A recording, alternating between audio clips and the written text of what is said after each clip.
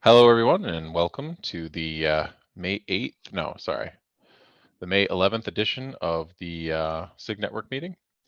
Just a reminder that this meeting is governed by the Kubernetes Code of Conduct, boiling down to please be nice to one another. So please be nice to one another, and please use the hands up feature in Zoom when you can, when you need to, when you want to ask questions and interject. We don't have a ton of agenda today. We have a couple of items and triage. So we might as well just get started, but it's open agenda. So if you have something else you're thinking of, please do drop it on there. We probably will have time. Otherwise, it can roll over into the next week's. You should be able to see the doc. And it is the 11th, right? Not the 8th. All right. So just getting started with triage as usual. These are the triage issues that don't have anybody assigned to them yet. So I figured we'd go through them in chronological order from oldest to newest, starting with traffic is getting sent to unready pod in Kubernetes. We have an added readiness probe and container is in unready state until it is fully loaded. But in case of horizontal auto scaling, oh, yeah, go ahead. Yeah, I asked some questions. They have a super complex setup, and okay, if they assign to me, you want. If they don't reply back, I will cross. Okay. They have all the things that you can do with Kubernetes in one setup, and it's not clear. Sounds good.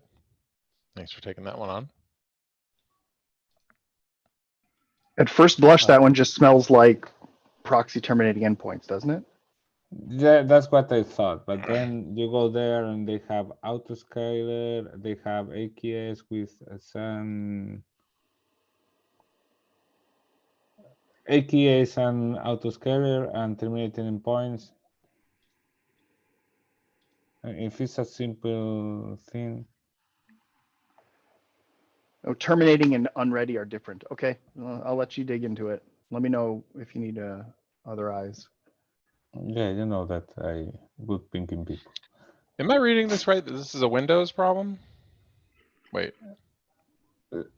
Usually, by experiences, some people report and then forget, and other engage and start to give you information. So I let always these people to follow up. You know, if they engage and give you information, you see that it's going to be a useful issue that you can progress. If you try to come up with things just from the information that they give, you may end frustrated because after 3 weeks they don't say anything. And yeah, well, we usually we give it 4 weeks, 2 rounds of pinging from this meeting, and then if they still don't respond after that, not much we can do. Tale as old as time, I guess. Yep. All right. Moving on. Okay, this was a good one. I know you had a test that you wanted to highlight here. No, but this is not a test. This is something that we, and that I added this to the agenda, that we are not doing, and this are the problems of not doing this. This was after enable the GA of terminating endpoints. So all these tests started to run, and then all this started to fail. I have this contributor, I don't know, Daman, you can assign to him. He's working hard on that. He reproduces, he finds some things, and I think we can assign this to him. But this the problem. I mean, something happens with IPVS and IPv6 with terminating endpoint. Okay. All right. And I don't think that we have many people working on IPVS.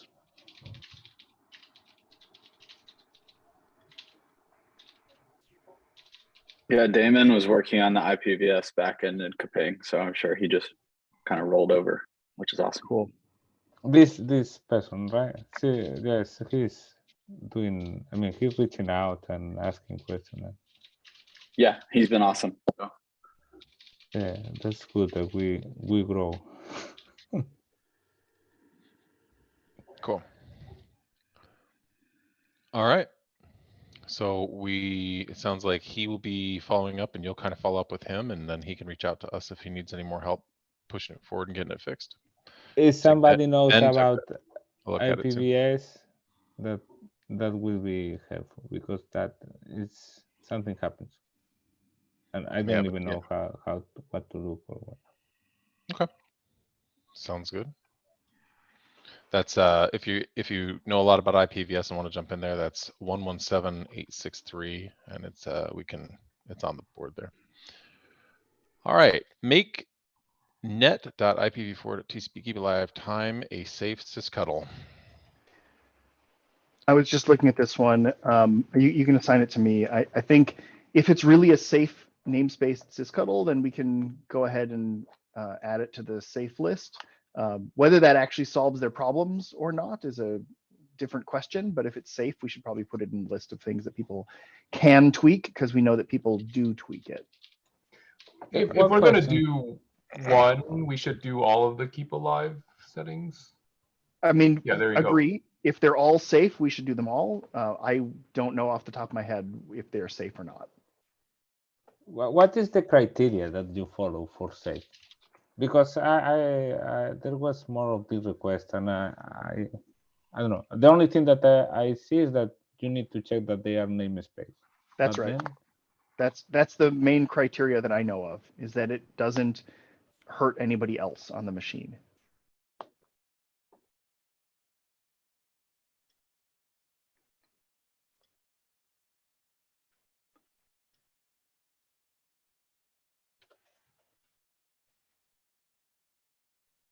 Can't tell if we lost Shane again. Ah, I was. Well, maybe we really lost him. He went black too. Yeah, the CTLs with TCP are super confusing. I mean, they don't work. This as one good is, as if it's namespace, it's definitely safe. But anyways. Yeah, but the thing is, they take, by default, they don't, people expect that this keep alive to run every 1 minute or something. But when the connection is established, they don't run until the timeout. So it may, send the keep alive after 15 minutes or something like that by default. I don't remember. By default, I think it's off. So you can just have a connection just sit around. But yeah. Oh, it's super complicated.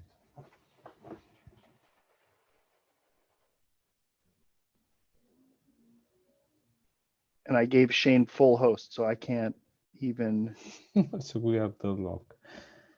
take it over. Yeah, host is disabled sharing. Well, that'll teach me. Give him a minute to come back. I have all the issues loaded up here, so we can at least talk about them. We have 117909, which is a Dan Winship bug titled Generic versus Platform Backend Specific Options in kubeproxy. He's talking about the kubeproxy config, which, to be frank, is a topic that we've really let rot. We haven't really paid attention to it at all. And we should have. I mean, it goes back all the way to Lucas bothering me about it at KubeCon in Denmark, or even before that, to get on this one. So I don't know, Dan, are you here? No Dan Winship today. Okay, well, what is the I was trying to check if other components, so Kubernetes has to have this problem, right? How they do? I don't know that we have a clean answer. Looking at it now, if I could go back and do it all from scratch, I would probably duplicate some of the config options and say, like, here's the IPVS mode block and here's the IP tables mode block, and we just don't share anything between them. Even if they have duplicated fields, that's okay because they're logically independent, I think, but I don't really know what that would translate into in code, because flags and stuff are weird. Yeah.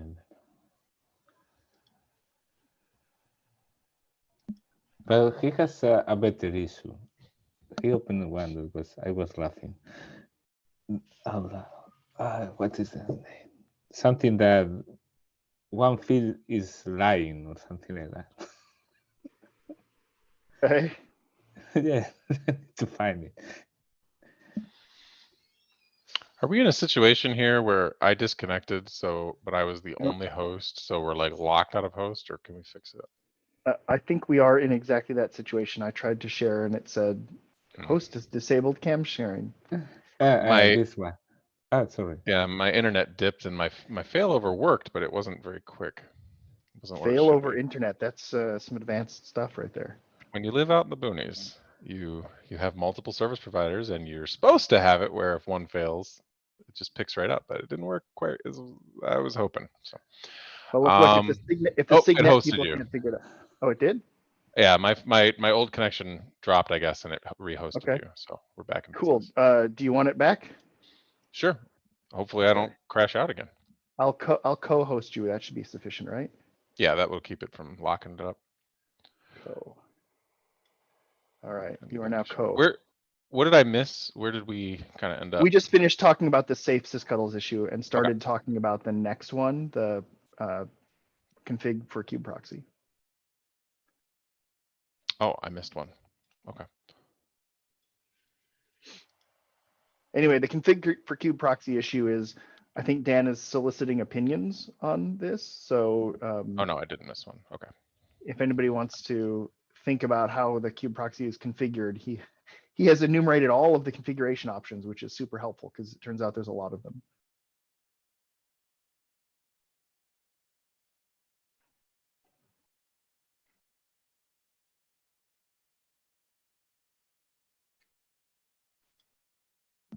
Okay. We're ready to Moving move on. on.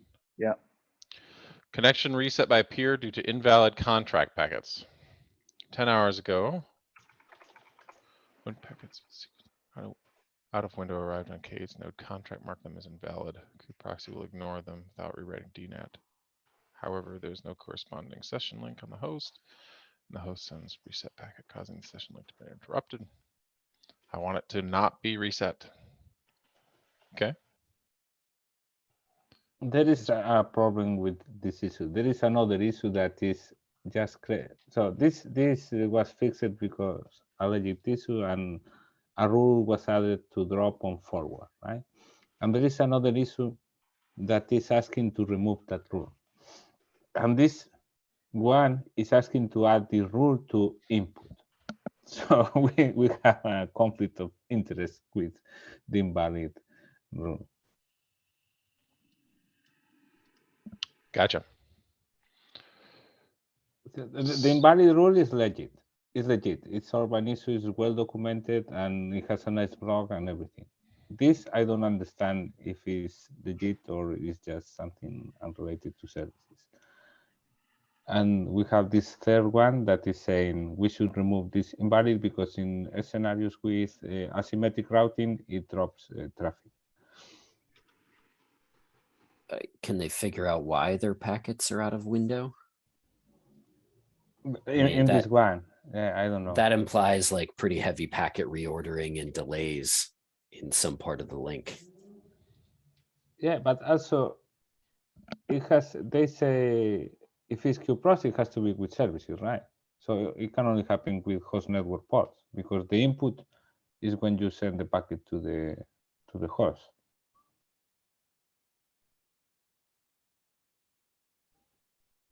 Yeah, I mean, I wouldn't expect it to happen within the pod network, right? I don't know. I mean, I guess to me, it sounds like a prudent question to at least get a little more context, if nothing else, just a little bit more understanding. Because if we're going to make a decision, because it sounds like what you said, Antonio, we're in a situation where we've kind of made decisions that run afoul of what he kind of wants. So if we're going to make new decisions or anything, we're going to need a lot of context. So it really just needs somebody to move it forward, shepherd it. Sounds like it is probably a real thing. Any takers? I can take that. And I'm with the other person with the other invalid. And if you are you feeling like you're really overloaded? With no. Antonio has infinite bandwidth. No, no, Seems I to. don't. I just don't wanted to have double check infinite. because so far you've you've taken on so much just today. Like I just want to make sure if you're feeling overloaded, I might be able to take this one. You just let me know, or I can work with you on it either way. Start there, and if you want some help, pull me in. Okay. That was everything that didn't have an owner before. You need to open the one from language. The one that you know, this one that you sent me. Yeah, that's human. Okay. The the node status node info kubeproxy version is a lie. Even node has this field, which the API docs say, but the field is set by kubelet, which does not actually know the version. With a to-do there. Yeah, I've run into this before too. It's kind of hilarious, but my interpretation of this is that there's an implicit assumption throughout Kubernetes that kubeproxy version has to be a direct match to kubelet version, and anything outside of that is just untested and unsupported. Whether or not we should have a better answer than that, I don't know, but that's been my interpretation of the current state of the world. So and I think- oh, go ahead. Sorry. No, go ahead. I was going to say, I think we use this in test cases to do certain checks for stuff and run certain tests based on whether or not the behavior is like kubeproxy specific behavior. Yeah, I don't know. Like basically we fake this value out for OpenShift, for example, because we do all the things that kubeproxy does, but we don't use kubeproxy. And so then those tests don't run. So, I mean, like ideally, if we do deprecate this, we have to come up with some other method for handling this better in our Tim's unit face right tests. I know. It's really sad. No good deed goes unpunished. Yeah. I don't even remember. I mean, I'm pretty sure we added this because we didn't have any other way to like just dump state. Like, hey, here's a snapshot of what's going on your machine. And now we use it for disabling tests. Yeah. I mean, ideally, like there would actually be well, I don't know. That's not a better idea. So never mind. I don't know what to do. I mean, there's almost no contract left between kubelet and kubeproxy, right? Like we've gotten rid of the IP tables stuff, or it's in the process of being gotten rid of. Mm-hmm. Is there any contract left? There's IP tables, native versus NF tables, or legacy versus NF tables. That's not covered by this. Are there like- tests which cover that contract left too, I guess? But like, if there's no contract left, should there be any tests that care about the two of these versions being in sync? Like Yeah.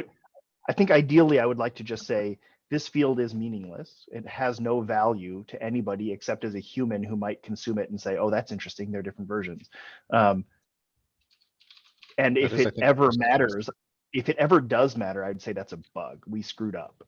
Like Dan has excised almost the entirety of that space now. Like I would love for us to be able to say, yep, this is dead. And a slight clarification, I may be wrong. Maybe we did use it in the past, but where I ran into it recently was the GCE cloud provider health checks. Yeah. So that's even worse because it actually affects production. I can tell you that.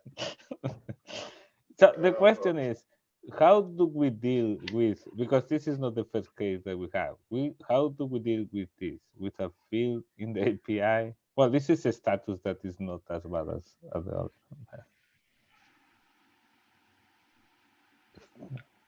You rip it out and take the time to get everybody off it over the course of 5 years. Yeah. I mean, it's unclear. Do we guarantee that it's populated? Like it's status field. Like almost no status field is guaranteed populated, right? It's not guaranteed to be populated unless I think you're running. There's some reasons why it's not populated. At least, even if we guarantee it or not, it is not necessarily populated in practice. So that's effectively no guarantee. So we should we should, I think we should call it deprecated and seek out all the places that we can find that depend on it and tell them that they are bad and they should feel bad. And then stop. I don't know. Maybe we don't stop people from setting it, but we just say, like, document it more clearly. Like, it has no meaning. It's not required to be set. If you don't run kube proxy, feel free to leave this blank or even write gobbledygook in here.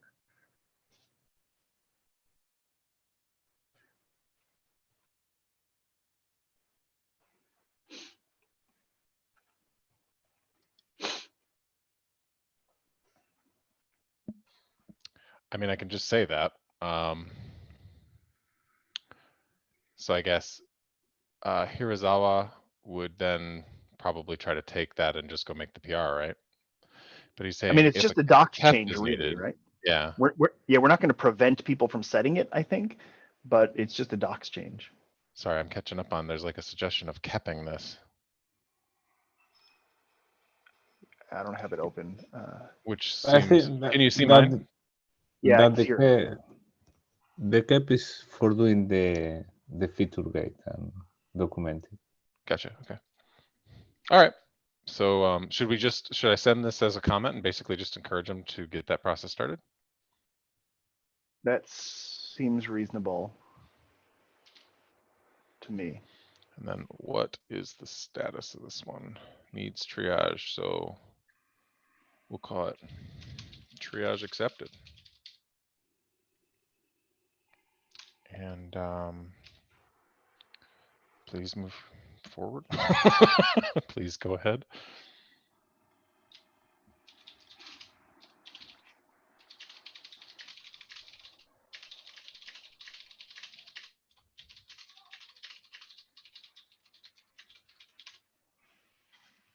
All right.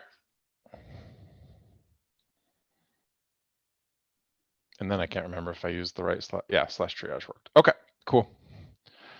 All right. Anything else that anybody wanted to raise from triage, or should we move on to the agenda? We're at about half hour. Going once, going twice. All right. Antonio, you have a topic to discuss, promote network test to conformance.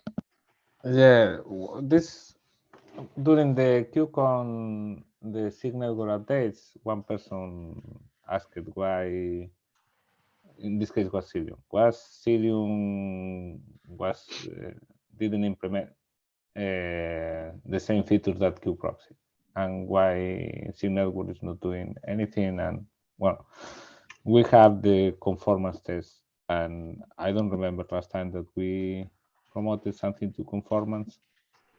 So the risk of conformance is that if you don't implement it, it's going to fail. Users are going to protest. We have the bad precedent of the affinity thing. So that's why I want to bring up. These are the candidates that I found. So I don't think we should promote all at once. Just keep, I don't know, 1 week between them or something like that. But I think that people that do implementation of these things should run them first and give feedback before this is promoted, because you know how painful it is to remove something.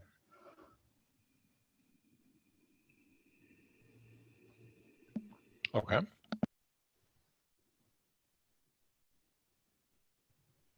Yeah.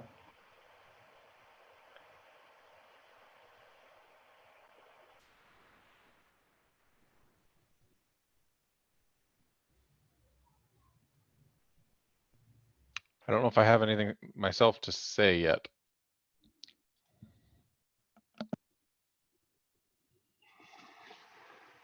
I do think the divergence here is a real pain point.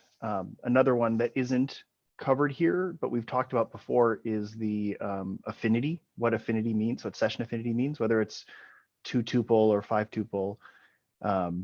And for some reason, it's come up 3 or 4 times in the last couple of weeks with different customers. So I wonder if that's another candidate for specialization here.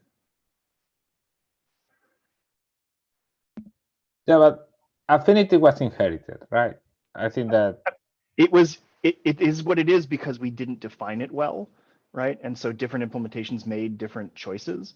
The question is, should we try to bring that back? Because it's clearly affecting some set of customers and users. I don't know if anybody else hears that one, but for some reason it has popped up on my radar at least a few times. So no, I can totally relate this week too. But I don't know. I mean, I think that we should promote the test, and I running them to make as much as agnostic and less flaky as possible, and to try to avoid anything like we had in Affinity that's implementation details.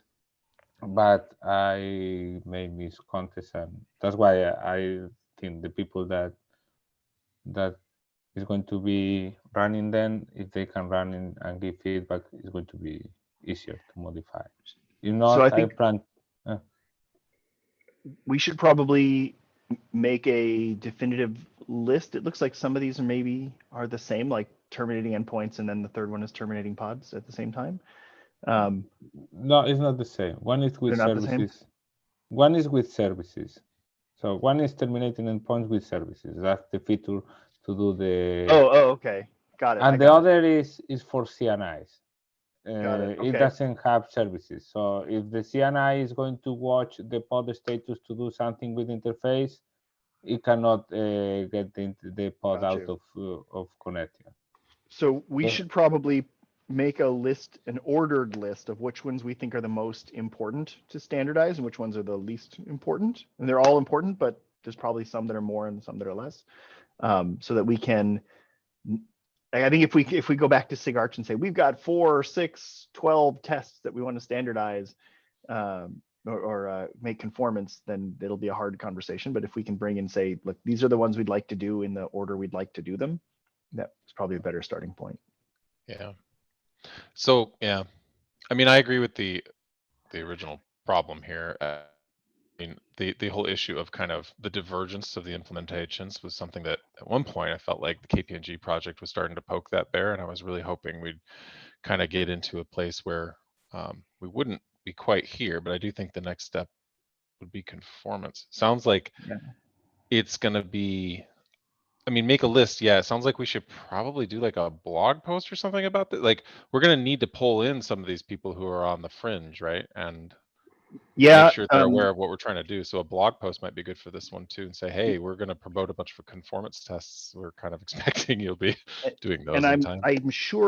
I'm sure that there are other aspects of implementation decisions that are not covered by these 4 items. Yeah. Like whether you do an ICMP reset or drop packets is a choice. There was some more that I think Cilium was doing differently. We should try to identify those and maybe write down some principles about like when something is an implementation decision and when it should actually be governed by the project. Things that are, as a stab at it, things that are derived from API fields probably should be conformance, and things that are not probably should be left for implementations to decide.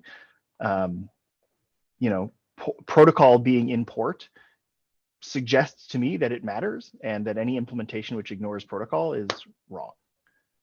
So we should standardize. I can see this as being very heavy and being a heavy lift. I could see this kind of almost resembling a sub-project within itself, at least for a time. But there is one thing is when you promote a feature to GA, the expectation of the project is you set conformance tests for the feature. So I don't want to treat this as we are now going to legislate. The thing is, proxy terminated endpoints graduated in 128. At that time, you have to run the test and send a PR to promote after they soak for 1 week, I think, without flag. Right. Same for service internal traffic policy. Other thing are the unspecified things that we agree with IP tables that, as you are saying, some reject, some drop. That nobody knows, but right. I don't think that for the features. we as the stewards of the network implementation should, yes, I agree with you on the new things that are API covered. We should also look back at the historical things that we have screwed up on and figure out, Okay. were they, is it okay that affinity is defined by whatever the implementation is, or did we actually mean it to be standard? We just weren't smart enough to define it at the time. And maybe we can't recover from that, but at least we can derive principles for future work. Yeah, but we have a bunch of those things. What happens when a service remove the selector? You drop the connection, or you That was the give one. the That was the one I try? was trying to remember. I knew there was another You one that were- I couldn't remember. Yes, yes, but So- exactly. Like we should define whether we thought that was not necessarily covered by a conformance, but we thought that was intentionally done a certain way. But because we didn't put a test on it, we don't get to assert that. But we should, like we could say in the future, well, we should have done that one. So let's not make that mistake again. Yeah, that's why I want to, for the features, I don't want to make a big rush. It's just follow the normal procedure, that you have a feature that's GA and you promote the test and go. But for the other things, I know that Dan Winship wrote some good document for KPMG about this topic, and I will try to summarize and send it to the mailing list, so we start from there. What are some of the things that we can help you with in this regard, Antonio? Look, the problem is to keep the ball rolling. So we all know these things, and we talk that the problem is that after we move from this meeting, everybody has their own things. So for the problem here is what Tim said, is we created APIs. Some of the APIs were based on kubeproxy, and some of things leaked one way or the other, and we need to untangle that for the people that want to create a proxy. Yeah, to really know what they have to do. I can start the email, but the next steps I cannot follow. Is people should start conversation, start to write tests, start to reach conclusions. I mean, the issues are there with 100 comments. Another 100 comments will be good. Yeah. Okay. Well, sounds like the next step, sending out the email, sounds great. Take it one step at a time. This one just causes a little bit of alarm for me because I've always been a little bit concerned about the schism of implementations that could occur. So, and has occurred. So, yeah, right. I'm also very worried about that. Like, I want to be intentional about where we incur or encourage implementations to be creative, and where we say, actually, this is really important that people have reasonable expectations that it is the same. Yeah, absolutely. Okay, I'll be waiting for your email for sure. Thank you for bringing that up, Antonio. If anybody else has any thoughts and stuff on that, keep the conversation going, maybe in SIG Network. All right, moving on to the next thing. Oh, it's my thing. This is just a little follow-up to a conversation we had in a previous SIG Network sync. We had previously talked specifically about BPFD it may have been the last sync. I think it was the last sync. Andrew went and demoed it for us and so forth, and thank you for that. We have an eBPF channel. It's not really 100% about network, but it's definitely coming from the networking perspective right now, based on some of the experience we've had in Gateway API and the experiences of like the BPFD people of trying to build in the Kubernetes community, or build and deploy eBPF programs in the Kubernetes ecosystem. So we had a meeting that ended up having like 25 people on it yesterday, including some people who are fairly big in the the eBPF community, like Bill Mulligan and Dan Finneran, and Dave Tucker, and just a bunch of people kind of showed up. So there's a ton of interest that we've suddenly realized is there in trying to make that ecosystem better. If you are interested, just check out the eBPF channel in Kubernetes Slack. But I just wanted to say that was a follow-up. We're kind of right now in the stage of just kind of seeing what the interest level is and seeing what people want to do, and if there is motion in the ocean, more or less. So And then Rob, you want to talk about our Gateway API RC2? Yeah, just real quick, we released RC2 yesterday for Gateway API. That's our second release candidate and what we expect to be our final release candidate. If we don't hear anything, we're targeting Monday for the final release of this API. It would be great to get like a formal sign off on that. But otherwise, we're just gonna keep on moving. Yeah, some great new features coming in. Path redirects and rewrites and response header modifiers are graduating to standard. And then we've got a few new things that are coming into experimental. So yeah, really excited. Definitely check it out and let us know. Yeah. Woo! All right. All right. And then Andrew, you put one on here, and I didn't see it. Sorry. So go ahead and talk about network policy, please. You didn't see it because I just put it on. We weren't like quite ready there, but this agenda was short, and I saw Gateway API presenting like a super stellar update. So I was like, let's throw one on for the network policy API. Yeah, go for it. So we are really close to finally actually cutting like our quote unquote official release for V1 Alpha 1 of baseline admin network policy and admin network policy. We have pretty good consensus in the upstream. The two implementations so far are like pretty much there. So they're kind of in the final stages. So that's really exciting. We're happy about that. And doing so will allow us to kind of move forward into analyzing what's next for admin network policy and baseline admin network policy. Kind of some shifts we have done. We're changing our website a little bit, which is all in here, and you can kind of check it out. We're moving to kind of follow what Gateway API does, more so in how we like refer to our APIs. Before we were referring to, you know, the admin network policy API as a standard set of things, right? Of objects and resources. Now we're kind of moving everything to fall back under the network policy API, which is going to be known as like the next generation of policy related APIs for Kubernetes. And under that will be things like admin network policy, baseline admin network policy, and then maybe in the future, developer network policy, which is essentially going to be known as like a netpol v2. So changing our delivery a little bit, trying to kind of keep things organized and focused and consistent with what Gateway API does, because y'all have already faced a lot of these problems that we're hitting. So it seems like keeping it consistent across our, you know, subgroup ecosystem makes a ton of sense. And then the last thing we're doing is we're going to try to standardize our workflow for adding new use cases in like V1 Alpha 2, V1 Beta 1, kind of following just like GEPS, right? Except we're trying to figure out what to call it. We don't know if it's going to be PEP or MPEP or whatever. I think Dan pointed out we can't use PEP or it'll have Python confusion. Yeah, so we're trying to standardize that.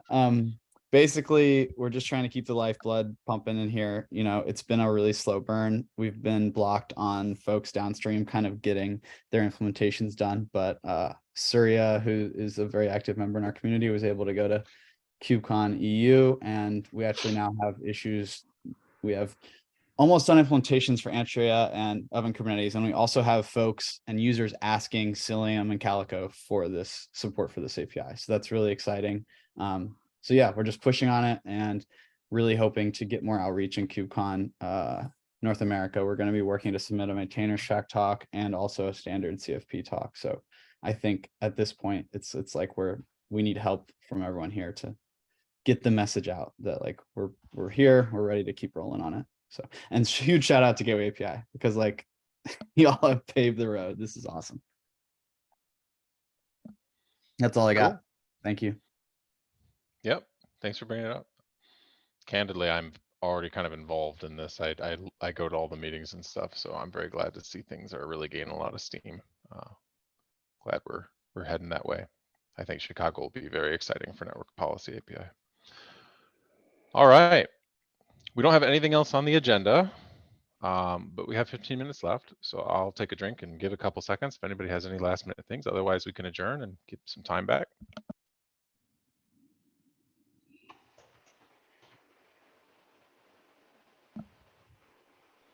Going once, going twice. Sold. Cheers, everyone. Thanks, everybody. Have a great one.